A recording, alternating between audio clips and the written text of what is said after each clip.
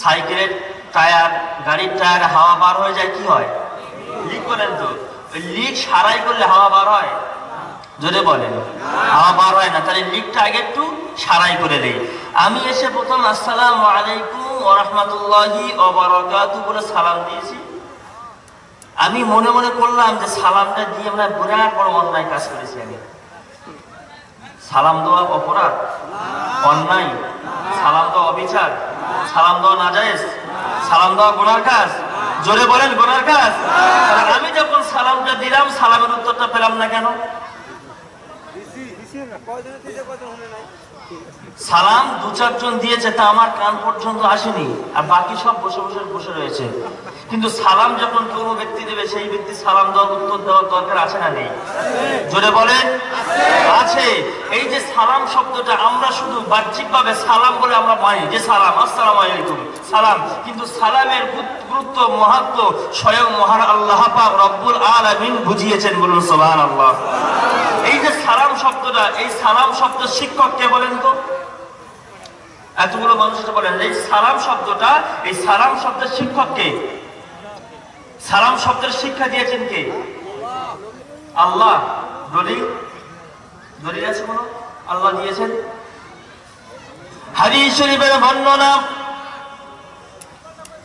আল্লাহ পাক রব্বুল আলামিন যখন আদম আলাইহিস সালামকে তৈরি করলেন, হাদিস শরীফে বর্ণনা, লাম্মা খালাকাল্লাহু আদম, আল্লাহ যখন আদম নবীকে তৈরি করলেন, আবার আল্লাহ আদম নবীকে যখন বানালেন, আল্লাহ বললেন ইযহাব ইযহাব ইযহাব, ও আদম তুমি চলে যাও চলে যাও, তুমি ওই সমস্ত উলাইকা নাফারুম মিনাল মালাইকাতি জুলুসুন, যে সমস্ত ফারিস্তারা রয়েছে ওদের কাছে গিয়ে ফাসাল্লিম, তুমি সালাম দাও।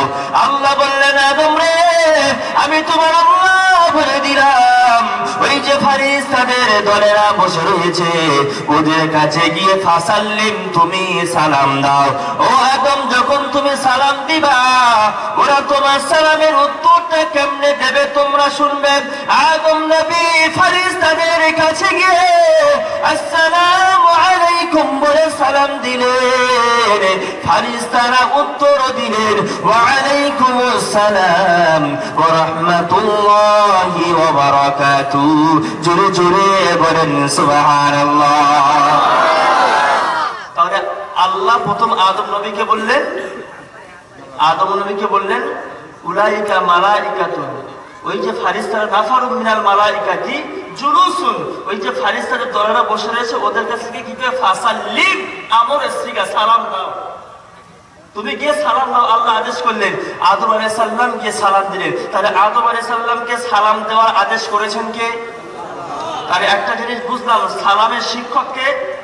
জোরে বলেন আল্লাহ। তাহলে এই যে আমরা যে সালাম দেওয়াটা দেওয়াদেবি করি, নিশ্চয়ই এটা কার আদেশ? আল্লাহর আদেশ।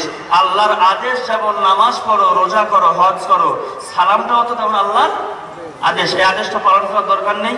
শুধু তাই নয়, এই যে সালাম শব্দটা, এটা বয়ে আনে মানুষের জীবনে শান্তি আর রহমত। বলুন সুবহানাল্লাহ। শান্তি আর রহমত। সঙ্গে সঙ্গে এই সালাম শব্দটা আপনার বৈবাহিক জীবনে, আপনার পারিবারিক জীবনে, আপনার সাংসারিক জীবনে আল্লাহ এর দ্বারাই কল্যাণ ও রহমত বর্ষণ করে, মহব্বত করে। বলুন সুবহানাল্লাহ। কেমন?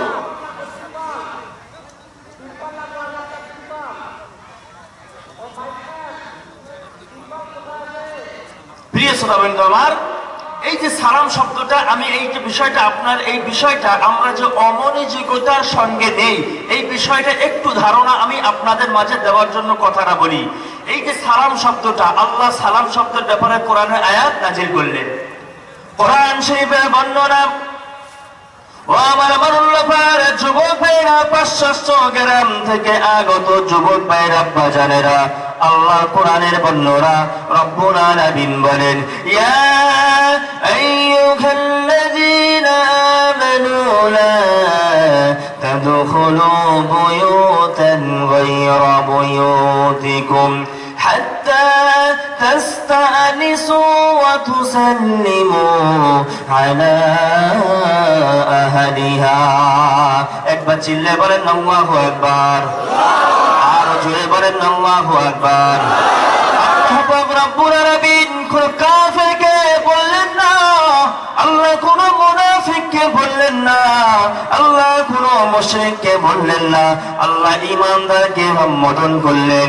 ইয়া আইয়ুহাল্লাযীনা আমানু, হে আমার ঈমানদারের দলেরা, শোনো না, শোনো না, শোনো না, আমি তোমাদের আল্লাহ বললাম, লা তাদখুলু বুয়ুতান গায়রা বুয়ুতিকুম, তোমরা একে অপরের ঘরের মধ্যে প্রবেশ করো না, হাত্তা তাস্তানিসু, যতক্ষণ না তোমরা অনুমতি না নিবা, ওয়া তুসাল্লিমু আলা আহলিহা, বাড়ির পরিবারের প্রতি সালাম যতক্ষণ তোমরা না দিবা, তোমরা অনুমতি না দিয়ে, সালাম না দিয়ে একে অপরের গৃহে প্রবেশ করবে না। এটা কার আদেশ জোরে বলেন? আল্লাহ বললেন তোমরা একে অপরের গৃহে যখন প্রবেশ করবে, হাত্তা তাস্তানিসু, তোমরা যতক্ষণ অনুমতি না নেবে, যতক্ষণ তোমরা সালাম না দেবে, কাদের? আলা আহলিহা, বাড়ির পরিবার পরিজনদেরকে, বাড়ির অধিবাসীদেরকে যতক্ষণ তোমরা সালাম না দেবে, তখন তোমরা ঘরের মধ্যে প্রবেশ করো। জোরে বলেন, প্রবেশ করো না। আল্লাহ প্রবেশ করতে নিষেধ করলেন। যদি সালাম দিয়ে, সালাম মেরামত করে, তোমরা সালাম পালন করে যদি তোমরা প্রবেশ করতে পারো, আমি আল্লাহ বললাম ওটা তোমাদের জন্য রহমত ও বরকত হবে। বলুন সুবহানাল্লাহ। এই যে আল্লাহ বললেন তোমরা একে অপরের গৃহে প্রবেশ করার সময় সালাম না দিয়ে প্রবেশ করো না, এইটা কি আমাদের সমাজে হয়? আমাদের সমাজে খুবই কম। বন্ধু বন্ধুর বাড়ি বলা না কোয়া না, একজনের বাড়ির সামনে গিয়ে, তার নাম গফুর, এ গফুর বাড়ি আছিস, এরকম হয় না? এ গফুর, এ খালেক বাড়ি আছিস, বলা না কোয়া না, ডাইরেক্ট ঘরের মধ্যে ঢুকে গেলাম। এইটা কি প্রকৃত নিয়ম? নিয়ম না। আল্লাহ বললেন যে তোমরা যখন সালাম দেবে, আমার দিকে, আমার কথার দিকে ধ্যান দিতে হবে, অন্য দিকে ধ্যান দিতে হবে না। আমার কথা মনে আছে আপনাদের? তকবীরের নারায়ে তাকবীর। আমার কথার দিকে মন দেন, অন্যদিকে খেয়াল দিলে বুঝবেন না। এই যে আপনার আল্লাহ বললেন তোমরা যখন সালাম দেবে, অনুমতি না নিয়ে তোমরা গৃহে অন্য কারোর গৃহে প্রবেশ করবে না। যখন আমি একটা আমার অন্য বাড়িতে গেলাম, আমি একটা বন্ধুর বাড়িতে গেলাম, সালাম দিলাম, বাড়ির গেটে আমি দাঁড়িয়ে রইলাম, আমার বন্ধুর বাড়িতে মা, বোন, তার স্ত্রী কোন হালাতে রয়েছে, কেমন পোশাকে রয়েছে, আমি যদি সালাম দিয়ে অপেক্ষা না করে যদি তার ঘরে ডাইরেক্ট ঢুকে যাই, তাহলে তার শরীরের কাপড় কেমন জায়গায় আছে, তার পর্দা কুশিরা কেমন আছে, তার উলঙ্গ দৃশ্যটা আমার চোখে পড়বে, পড়বে না? ওই জন্য আল্লাহ বললেন সালাম দিয়ে অপেক্ষা করো। যার বাড়ি মেয়েদের গায়ের কাপড় ঠিক নেই, তারা কাপড় ঠিকঠাক করে তোমার জন্য যখন দরজা খুলবে, তখন তুমি ঘরের মধ্যে প্রবেশ করবে। আজ এই সালামটা আমরা মেনটেন্স করতে পারি না বলে, এই পর্দাটা আমরা সমাজের বুকে মেনটেন্স করতে পারি না বলেই আজ আমাদের সমাজে এত পরকীয়ার হার বেড়েছে। পরকীয়ার হার আমাদের বেড়েছে। আজকের বন্ধু আমার সঙ্গে আসলো, কালকে আরেকটা বন্ধু আমার সঙ্গে আসলো, দুদিন আমার সঙ্গে আসলো, 3 দিনের মাথায় আমি যখন চলে গেলাম বাইরে, আমার না জানিয়ে, আমার না বলায় আমার বন্ধু আমার ঘরের মধ্যে আসলো। 2 দিন 3 দিন আমার বউর সঙ্গে কথা হলো, আমার স্ত্রীর সঙ্গে কথা হলো, 3 দিনের মাথায় নাম্বার দেওয়া দেবী হলো, নাম্বার নেওয়া দেবী হলো, বাড়ি গিয়ে SMS, এই করে করে পরকীয়া। বড্ড ভুল বলছি আমি? জোরে বলেন, ভুল বলছি আমি? এই পরকীয়া করে এমন একটা হচ্ছে, লাস্টে নিজের স্বামীর দাম দেয় না। এর কারণ হলো এই স্বামীদের কিছু দোষ আছে, এরা পর্দা মেনটেন্স করতে পারেনি। এখন যখন আপনার স্ত্রীটা আপনার কথা মান্য করে না, আপনার স্ত্রী যখন আপনার বন্ধুর হয়ে গেছে, এখন আপনি উপায় না পেয়ে হুজুরের কাছে বলতে, হুজুর আমার বউ চলে গেছে, তার স্কুলে দাঁড়িয়ে একটা। এরকম সমাজে ঘটে না? আপনি যখন আদর দিয়ে বাদর তৈরি করেছেন, আর বাদর কোথায় ওঠে? বাদর কোথায় ওঠে? গাছে যখন ওঠে, ওই বাদরকে লাগানো সম্ভব হয়? সম্ভব হয়? তাহলে বাদরকে আদর দিয়ে বাদর করার আগে তাকে টাইট করার দরকার ছিল কি ছিল না? জোরে বলেন। ওই জন্য ইসলাম রীতিনীতি অনুযায়ী যদি আপনি আপনার বাড়িতে পর্দা মেনটেন্স করতে পারতেন, সালাম আদান প্রদানে পর্দা মেনটেন্স করতে পারতেন, আপনার বাড়ি পরকীয়া ঢুকতে কোনোদিন সাহস পেত? জোরে বলেন। আপনার বাড়ির মেয়েরা আজ এইভাবে রাস্তাঘাটে অবাধে চলাফেরা করত? আমার প্রিয় ভাইয়া, আমি আপনাকে জানানোর জন্য কথা বলি, আমি আপনাকে শোনানোর জন্য কথাগুলো বলি। আজ আমাদের সমাজের অবস্থা কেন এমনি, আমাদের সমাজের অবস্থাটা কিসের জন্য এমন হয়েছে? ইসলাম শরীয়তে নারী পুরুষ সমাজে মেলামেশা করা জায়েজ না হারাম? জোরে বলেন। ইসলাম শরীয়তে অবাধে নারী পুরুষ গুলো মেলামেশা করা কঠোরভাবে হারাম করে দেওয়া হলো। আল্লাহ নবী জামানায় আল্লাহ নবীর স্ত্রীদের সম্মুখে মেয়েদের সম্মুখে মানুষদের আনাগোনা অবাধে জায়েজ ছিল। ওমর ফারুক বললেন হাদিস শরীফের বর্ণনা, ইয়া রাসূলুল্লাহ ইয়া হাবিবাল্লাহ, মানুষেরা সাধারণ মানুষেরা আপনার স্ত্রীদের নিকটে আঘাতে অবাধে ঘোরাঘুরি করে, আপনার স্ত্রীদের সামনে যায়, আমি ওমর আমার এটা ভালো লাগে না, আপনি একটা পর্দার ব্যবস্থা করুন। ওমর ফারুক বললেন ইয়া রাসূলুল্লাহ, আপনার স্ত্রীদের মাঝে আপনার মেয়েদের মাঝে মানুষেরা সাধারণভাবে আনাগোনা করে, এটা পছন্দ না, আপনি একটা অন্য ব্যবস্থা করুন। আল্লাহর কথাটা, ওমর ফারুকের কথাটা আল্লাহর কাছে পছন্দনীয় হলো। কার কাছে? আমার প্রিয় ভাইরা, আল্লাহ জিবরিলকে পাঠিয়ে দিলেন। জিবরিল আমিন এসে বললেন ইয়া রাসূলুল্লাহ ইয়া হাবিবাল্লাহ, হুজুর ওমর যে কথাটা বলেছে ওই কথাটা আল্লাহ পছন্দ করে নিয়েছেন।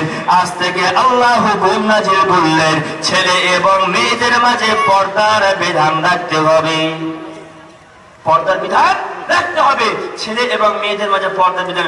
সেখান থেকে পর্দা আপনার হুকুম জারি হয়ে গেল, পর্দার হুকুম ওখান থেকে চালু হয়ে গেল। ছেলে আর মেয়েদের মাঝে আর অবাধে আবাদে চলাফেরা করা হয় না। এবার যখন কোনো কিছু প্রয়োজন হবে, কিভাবে হবে সেইটা আল্লাহ কোরআন শরীফের মধ্যে বললেন। কোরআন শরীফের অন্য আয়াতের বর্ণনা, আল্লাহ বললেন আমি আল্লাহ পর্দার মেইনটেনেন্স করলাম, পর্দার বিধান দিলাম। এরপরে এই পর্দার বিধান দেওয়ার পরে কোন মহিলার সঙ্গে তোমার প্রয়োজন হতে পারে, আমি আল্লাহ জানিয়ে দিলাম। কি জানিয়ে দিলাম? ওয়াইদা সাআলতুমুহুন্না মাতাআন ফাসআলুহুন্না মিন ওয়ারাইল হিজাব।